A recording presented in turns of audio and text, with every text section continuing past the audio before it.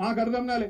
అవును చెప్పింది 31, ఇలా పెట్టింది 26, ఇదేం లెక్కన రేవంత్ రెడ్డి అంటే ఇక దబాయించిండు, లొల్లి పెట్టిండు.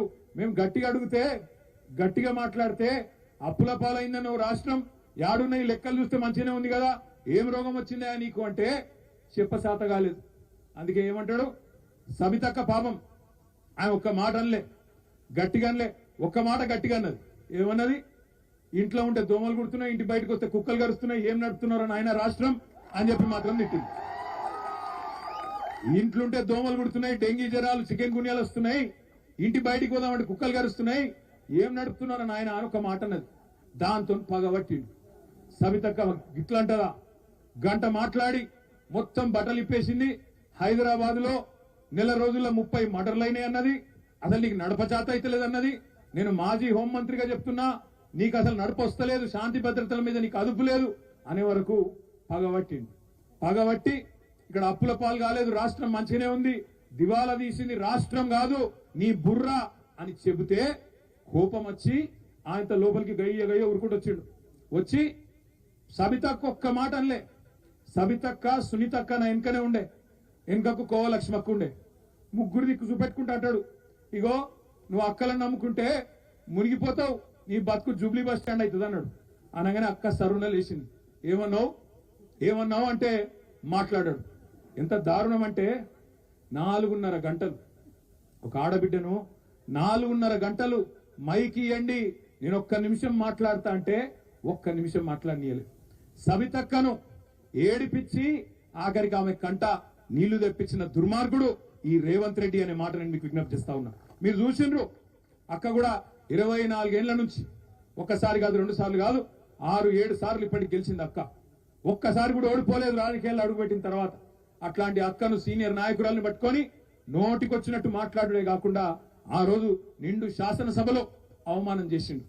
ఇవాళ నేను ఒకటే విజ్ఞప్తి చేస్తా ఉన్నా మీ అందరికీ, ఇదంతా ఎందుకు చేస్తున్నాడంటే ఒక్కటే కారణం, రుణమాఫీ మీద చెప్పే ముఖం లేదు, 6 గ్యారెంటీల గురించి మాట్లాడే దమ్ము లేదు, ప్రజలకిచ్చిన వాగ్దానాలు ఏమైనాయి రేవంత్ రెడ్డి అంటే చెప్పే సమాధానం చెప్పే సత్తా లేదు. 49,000 40,000 ఎట్లయింది, 40,000 31 ఎట్లయింది, 31 26 ఎట్లయింది, 26కి వెళ్ళి మొన్న 15 ఆగస్టు నాడు ఖమ్మం పోయిండు. అక్కడ పోయి ఏం చెప్తాడు, అయిపోయింది రుణమాఫీ, 17,900 కోట్లు వేసినా ఒడిసిపోయింది, మొత్తం 100% అయిపోయింది అన్నాడు. ఇక్కడ రైతులు బగ్గుమన్నారు, ఎక్కడైందయ్యా రుణమాఫీ, తప్పు చెప్తున్నావు నువ్వు, తప్పుడు కూతలు కూస్తున్నావు, రేవంత్ రెడ్డి అబద్ధం చెప్పకు అని ఊరూరా రైతులు సావు డప్పు కొట్టుడు మొదలు పెట్టిండ్రు. బ్యాంకుల కాడ లొల్లి, ప్రభుత్వ కార్యాలయాల కాడ లొల్లి, గ్రామ పంచాయతీల కాడ లొల్లి, రైతు వేదికల కాడ లొల్లి, ఎక్కడికక్కడ రైతులు గదిల వరకు భయం పట్టుకున్నది రేవంత్ రెడ్డికి.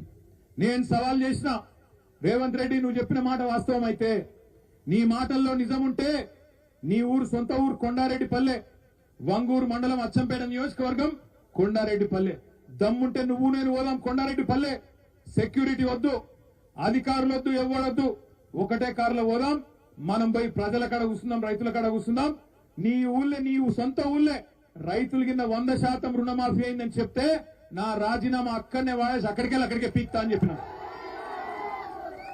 సమాధానం రాదు.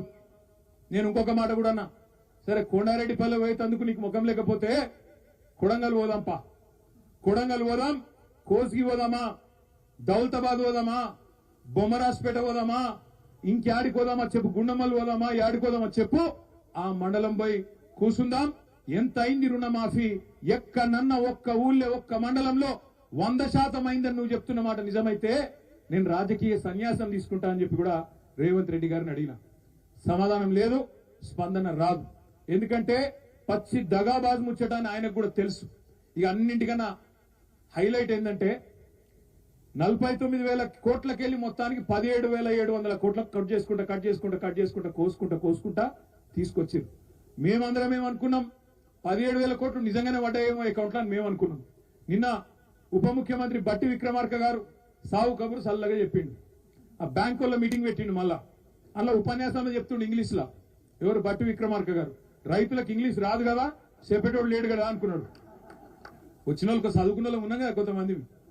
ఏం చెప్తాను ఎరికేనా, ఇగో మేము మీకు ఇప్పటివరకు 7,500 కోట్లే పడ్డాయి రైతుల ఖాతాలల్లా, మిగతాయి కూడా ఇవ్వాలి, జర మనం సర్దుబాటు చేసుకుందాం అని మాట్లాడుతున్నాడు ఉప ముఖ్యమంత్రి బట్టి విక్రమార్క. ఒక్కసారి నేను మిమ్మల్ని ఆలోచించమని అడుగుతున్నా, ఎక్కడ 49,000 కోట్లు, ఎక్కడ 7,500 కోట్లు, అంటే ఎంత? 7వ వంతు కూడా కాలే.